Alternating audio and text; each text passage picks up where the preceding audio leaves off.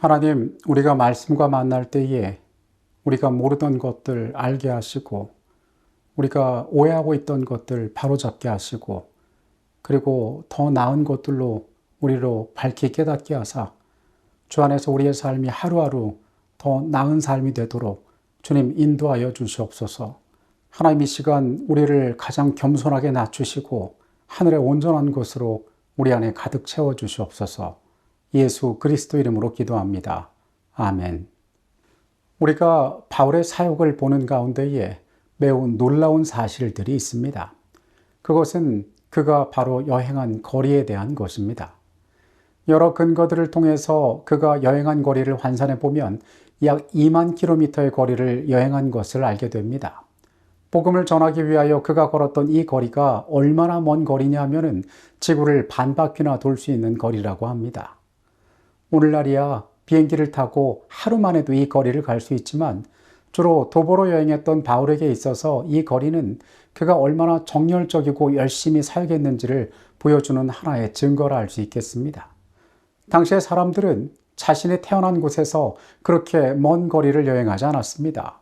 굳이 그렇게 할 필요도 없었습니다. 그런데 바울은 왜 이토록 먼 거리를 여행해야만 했을까요? 우리가 잘 아는 것처럼 예수 그리스도를 통한 복음이 그의 삶에 들어왔을 때 그의 생애는 송두리째 바뀌게 됩니다. 바울은 예수로 말미암아 그 먼 거리를 여행하면서 다른 인종, 다른 언어, 다른 문화들과 만나면서도 그는 예수로 인하여 알게 된 그 사실을 전하기에 주저하지 않았습니다. 역사를 돌아보면 인류의 이동에는 목적이 있었습니다. 이익을 위한 상업적 활동이나 그리고 다른 민족을 침략하기 위하여 이동하는 경우들이 많았습니다. 이렇게 하여 자신들이 더욱 부해지고 더 강력한 힘을 갖기 위하여 그들이 이동했던 것입니다. 그러나 앞서 이야기한 바울의 발걸음은 달랐습니다. 그가 낯선 땅으로 낯선 사람들을 향하여 갔던 이유는 그에게 복음이 들려져 있기 때문이었습니다. 그가 밟는 땅에서 그가 전했던 그 복음은 그렇게 세계를, 사람들을 변화시켰습니다. 오늘의 주제는 더 큰 사랑입니다. 예수께서는 우리의 주변에 도움이 필요한 자들이 언제나 있을 것이라고 말씀하십니다. 우리가 다른 사람을 돕고자 원한다면 우리의 곁에는 수많은 기회들이 있을 것입니다. 가까운 친구든 멀리서 온 난민이든 도움이 필요한 사람은 언제나 어디에서나 있을 것인데 우리가 도울 여력이 있다면, 우리가 도울 수 있는 능력이 있다면 우리는 마땅히 그 일을 행해야 하는 것입니다. 우리는 이번 주를 통하여서 우리가 과연 우리의 주변에 있는 자들에게 누구에게 어떻게 도움을 베풀어야 하는지에 대하여 이야기를 나눴습니다.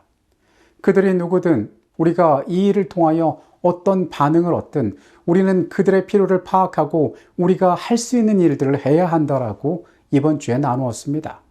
예수님께서는 그분의 공생애 내내 도움이 필요한 사람들을 도우셨습니다. 우리가 상상하는 것 이상으로 예수님께서는 사람들과 가까이 계셨고 그들의 직접적인 필요에 수없이 반응하셨습니다. 아마 그분은 매우 부지런한 분이셨을 것입니다. 예수님의 주변에는 언제나 사람들이 모여들었을 것입니다. 문제를 가진 자들이 자신의 문제를 해결하기 위하여 예수께로 나아왔던 것입니다. 그들의 걸음에는 기대가 있었습니다. 예수에게 가면 내 문제가 해결될 것이라는, 그분이 내 필요를 채워줄 것이라는 기대가 있었습니다. 그리고 실제로 예수께서는 그분을 찾아온 그들을 도와주셨습니다. 어떤 경우에는 예수께서 직접 도움을 필요로 하는 자를 찾아가셨습니다. 이 수가성 우물가에서 만났던 그 여인을 예수님께서는 일부러 찾아가셨던 것입니다. 그리고 어떤 경우에는 자신이 적극적으로 치료받기 위하여 예수 앞에 간절함을 가지고 나아왔던 자들도 있습니다. 중풍병자를 데리고 왔던 친구들처럼 사람들이 예수의 앞에 그 주변에 사랑하는 자의 문제를 위하여 그들을 기꺼이 데리고 오기도 했습니다. 요한복음 15장 13절은 말합니다. 사람이 친구를 위하여 자기 목숨을 버리면 이보다 더 큰 사랑이 없나니.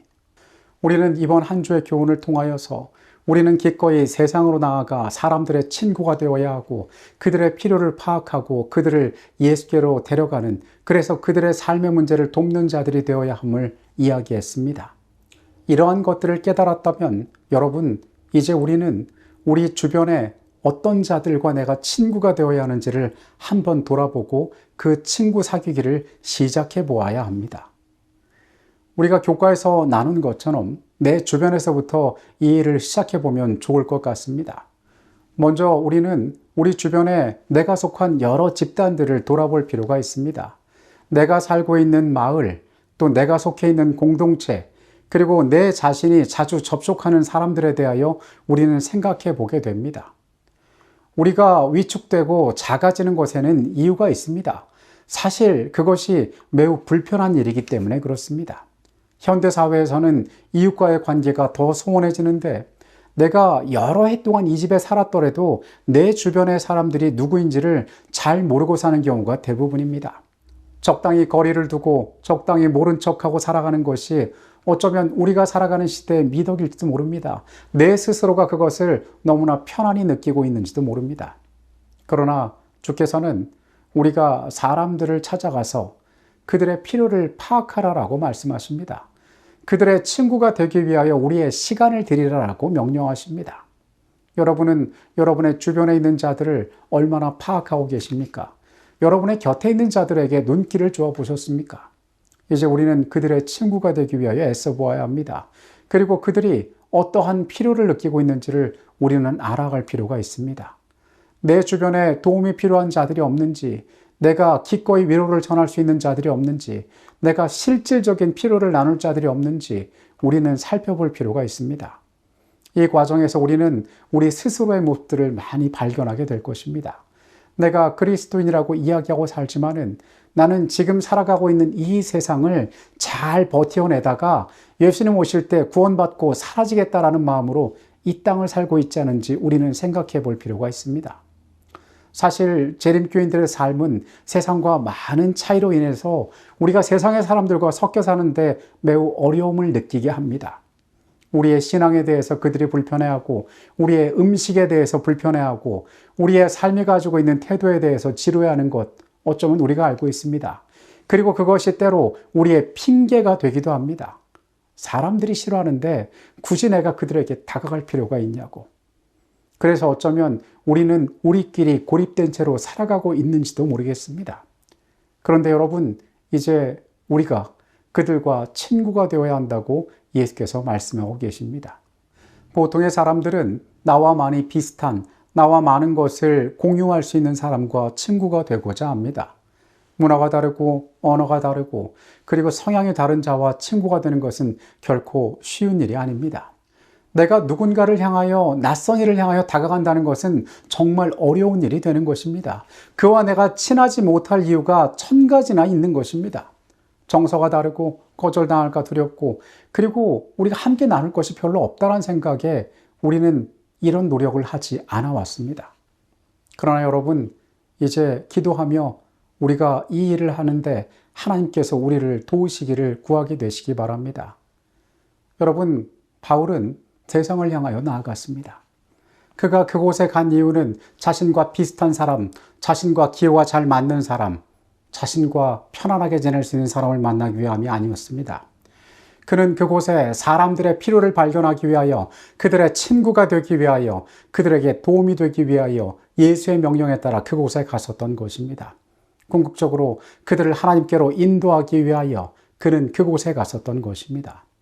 오늘 우리가 이웃의 친구가 되어야 하는 것, 우리가 그들에게 손을 내밀어야 하는 것, 그들의 문화와 그들의 정서를 알고 그들을 위하여 노력해야 하는 모든 이유가 바로 여기에 있는 것입니다. 하나님께서 우리의 선한 여정을 도우실 것입니다. 그분의 모본을 따라가는 우리의 삶에 그분께서 함께 하실 것입니다.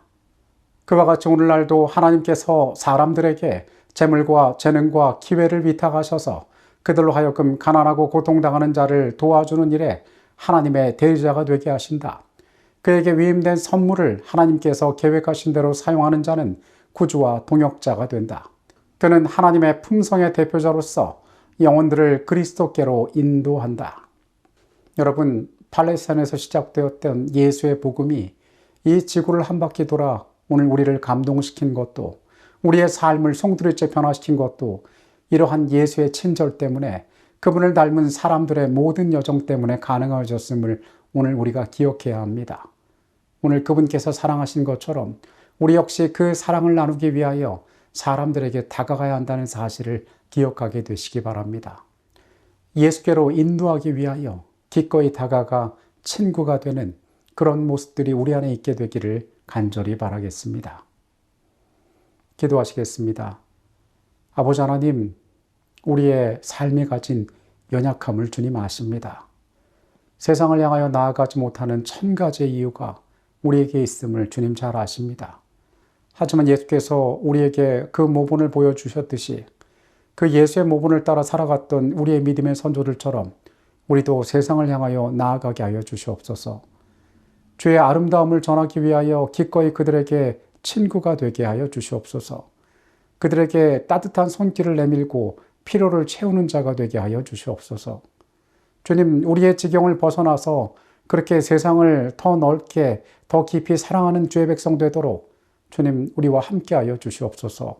우리의 연약함 가운데도 같이 하셔서 우리의 부족을 가리우시고 하늘의 능력으로 주의 이 일들이 우리 생애 가운데 나타날 수 있도록 역사하여 주시옵소서. 거룩하신 예수 그리스도 이름으로 기도합니다. 아멘.